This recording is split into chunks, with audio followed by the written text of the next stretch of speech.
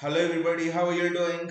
Welcome back to Man City Unplugged, your very own Man City fan channel. First of all, before I start off, I would just like to apologize because from the last 2 weeks, in fact, even today, these 3 weeks that we have had no live watch alongs. For the first week in the start of the season, I was out of town, and then the last 2 weeks, there's some network issues going on. There's some problems with my internet. Some of my internet cables have been cut off and stuff. So even today I tried going live, but there was some problem like you have seen, and it's not working well. Hopefully it's resolved in the next week, and because there's a lot to discuss, honestly. It's something's not right. Something's not right with us. Well, we'll first go on to today's game. I mean, if Spurs was bad, I thought Spurs was not bad. Spurs was encouraging. I thought, what was the worst game of the three? The worst game of the three games we played this season was the Wolves game. The Wolves game first half was pathetic. Yes, we won that game 2-0. Tejani Reinders, sorry, 4-0. Tejani Reinders, Haaland, Sherky, everyone getting their goals and everything was super, super good. But that first sort of 35, 40 minutes, we were pathetic against Wolves. Stad Larsen had an excellent chance. If you remember, if you go back to the Wolves game, I'll talk about that Wolves game a bit and then come to this game and then we'll discuss the Spurs game because the parallels between the three games have never been so apparent. The parallels between the two games, I mean, my God, the Wolves game, Stad Larsen gets the ball and John Stones makes an excellent block to deny Stad Larsen.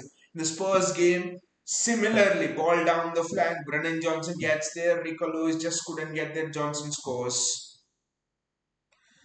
Similarities. Today, Mitoma went through. I mean, it's not the same, but Minte had the chances in a similar way, like how Stad Larsen had for Wolves and how Brennan Johnson scores that first goal for Spurs. A similar way, Minte didn't score today, but he had some chances. Yes, we didn't concede from that, but you see the blueprint of what teams are doing.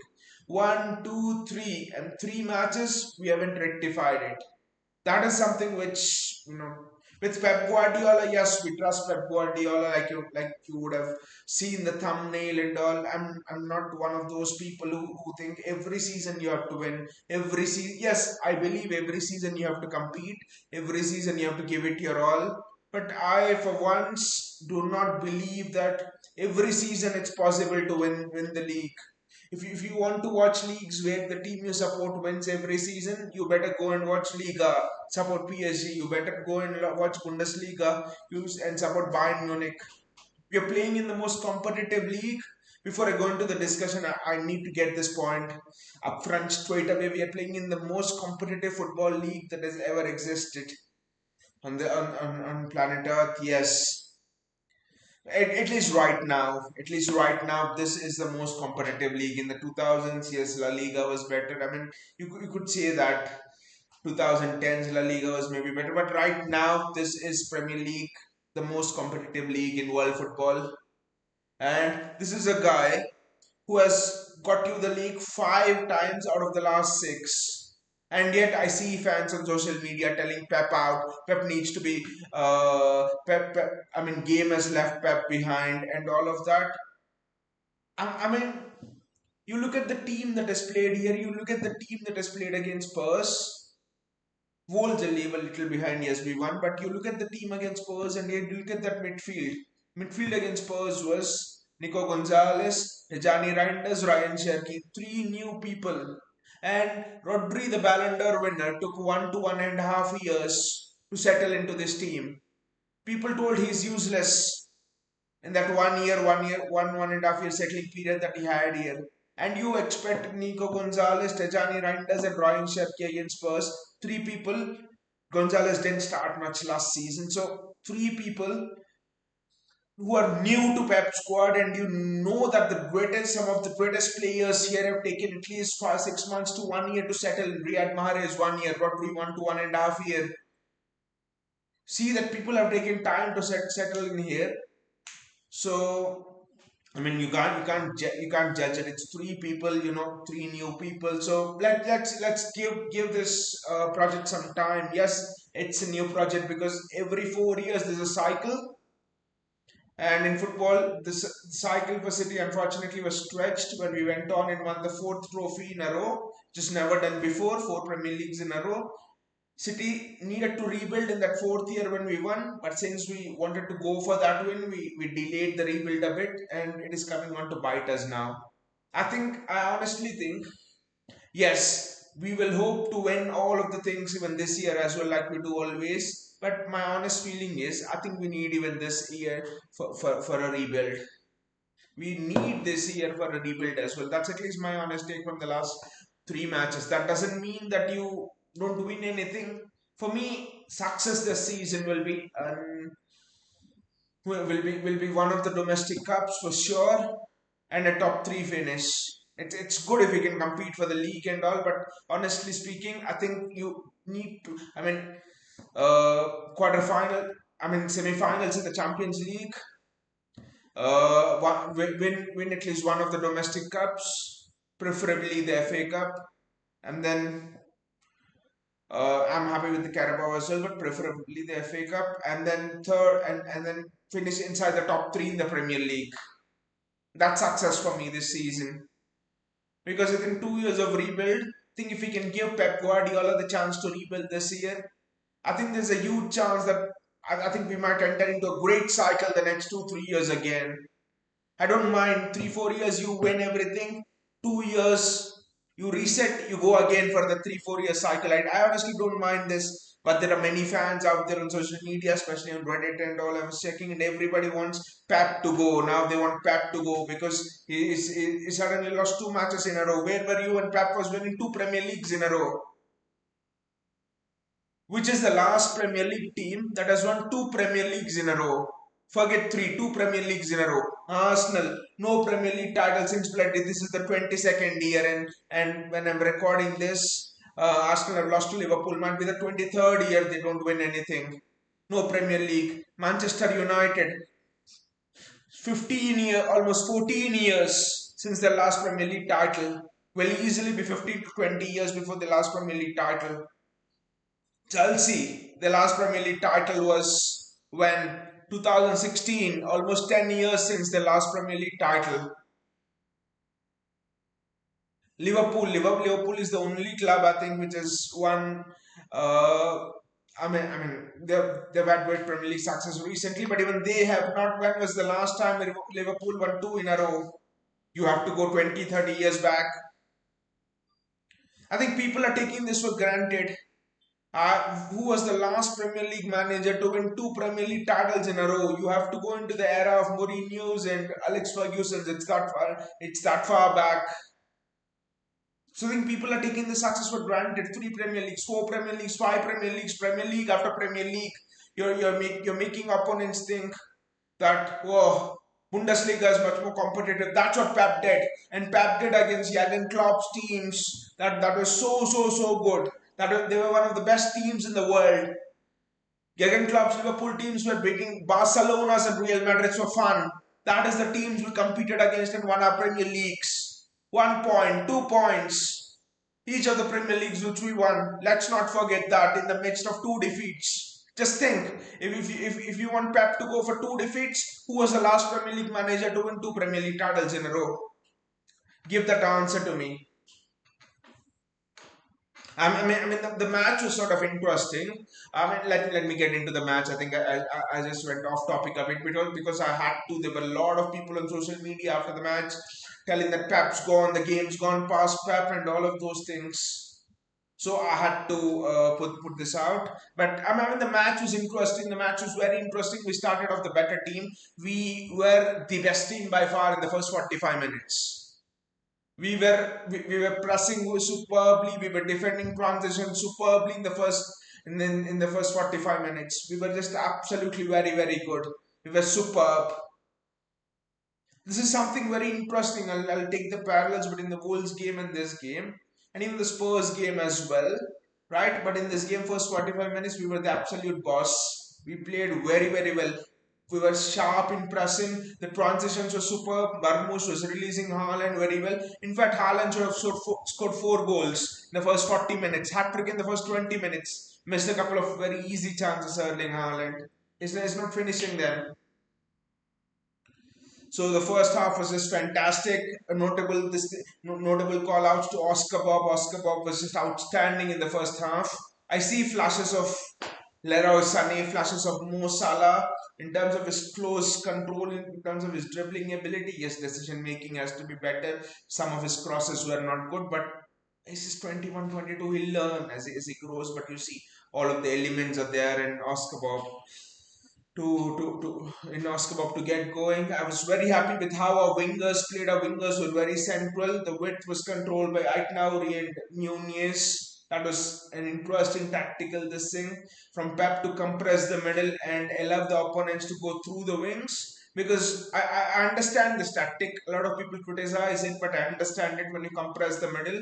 And when you lose the ball as well, you can press well through the middle. And if the opponents want to find the wingers with the long diagonals, A, it is not easy. B, even if they find them, you can recover because the ball goes wide and then the opponent has to come inside. So there's time to recover rather than just being played through the middle. So I understand why Pep went for that tactic, and it was just.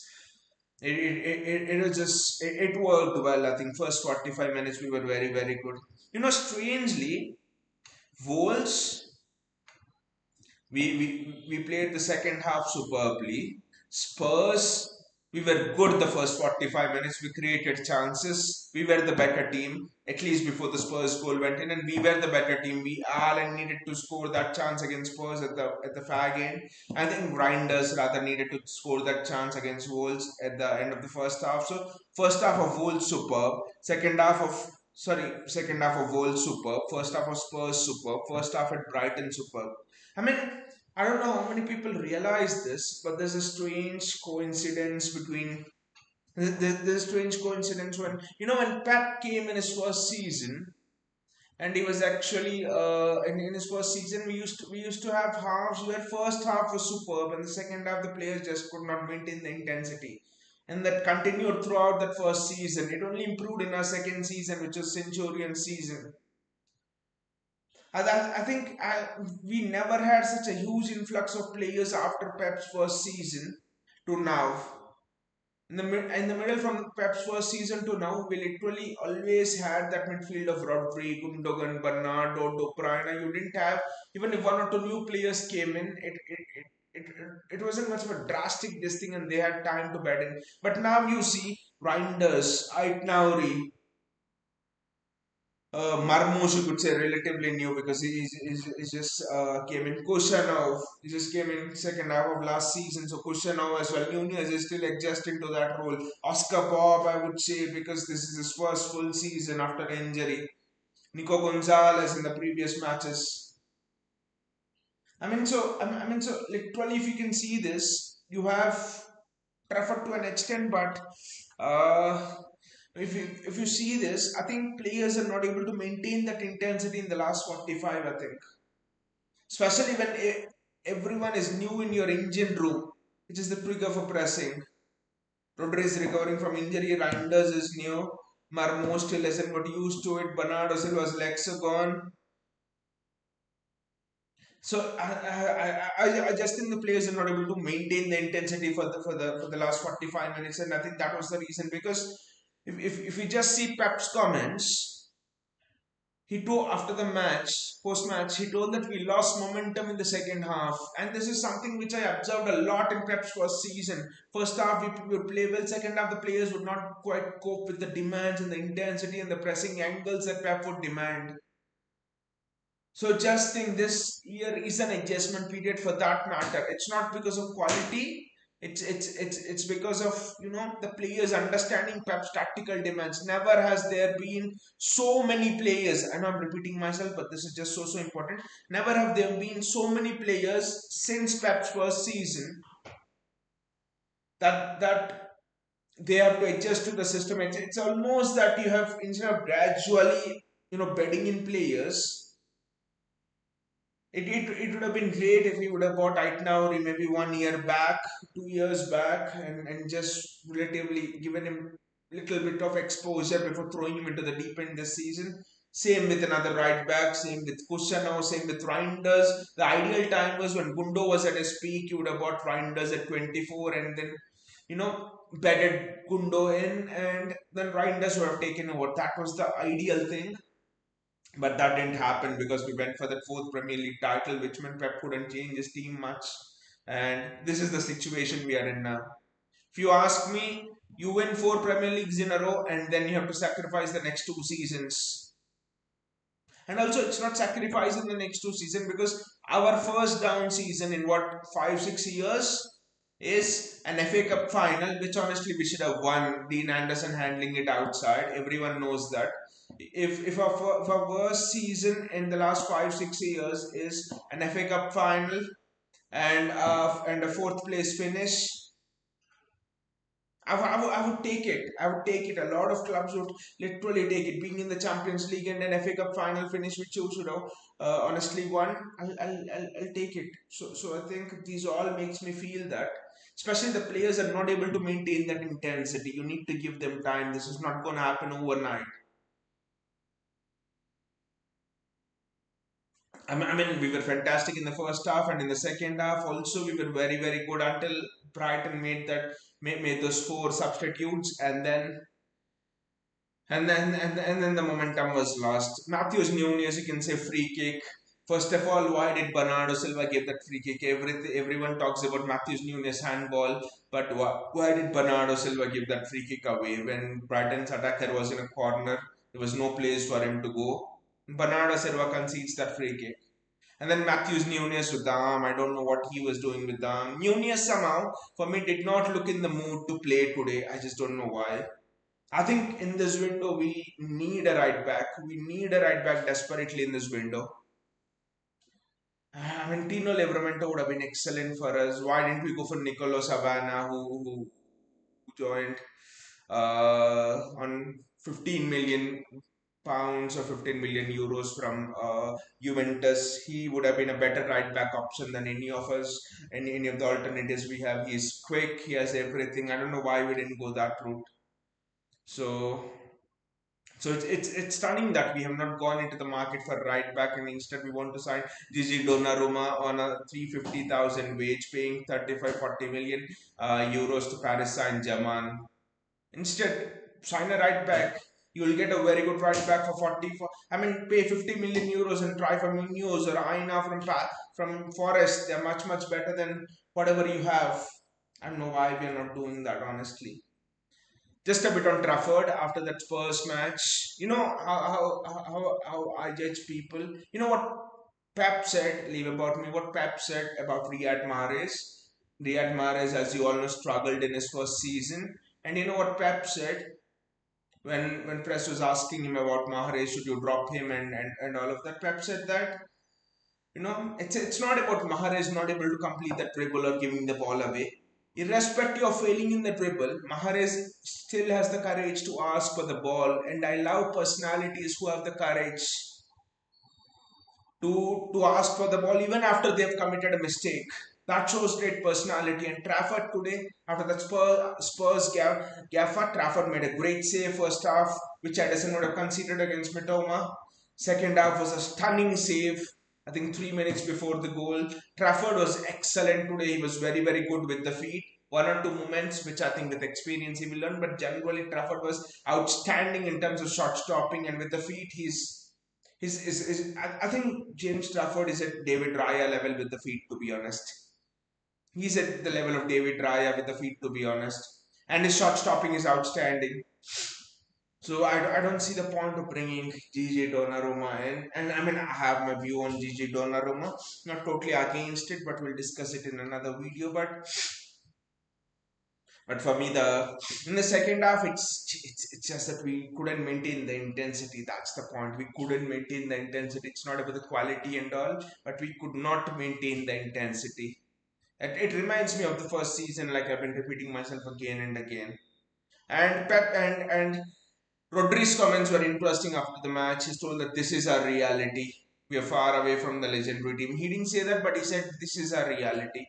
And I'll tell you what is our reality. We have lost the second straight league game in a row. It's not crisis buttons as of yet, but it's really close to what was happening in last season, November and in December when we lost to Brighton. We were losing to Spurs. We were drawing with Palace. We were losing to Bournemouth. All of those things. So I mean, it's interesting how Pep responds to it. But a lot of people questioning Pep's tactics and everything. I thought the system was quite all right. I mean, the tactics were quite all right. Aitnauri was good. Rodri was good. It's just that you could not maintain that intensity. Kushner was very good in that high line. He had the recovery pace. He recovered the ball once or twice, I think. So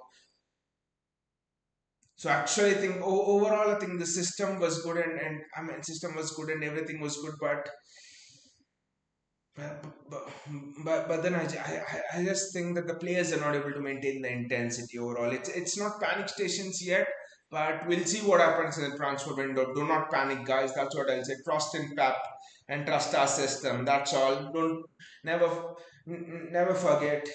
Never forget who was the last manager to win two Premier Leagues in a row apart from Pep. You'll have to go 10-15 years back.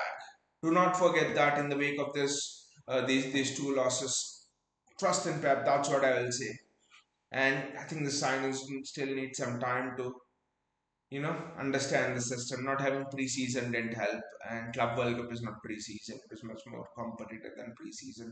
Anyway, guys, see you all, and hopefully my internet returns back, and I'll be live in front of you as well very soon. See you all, and take care.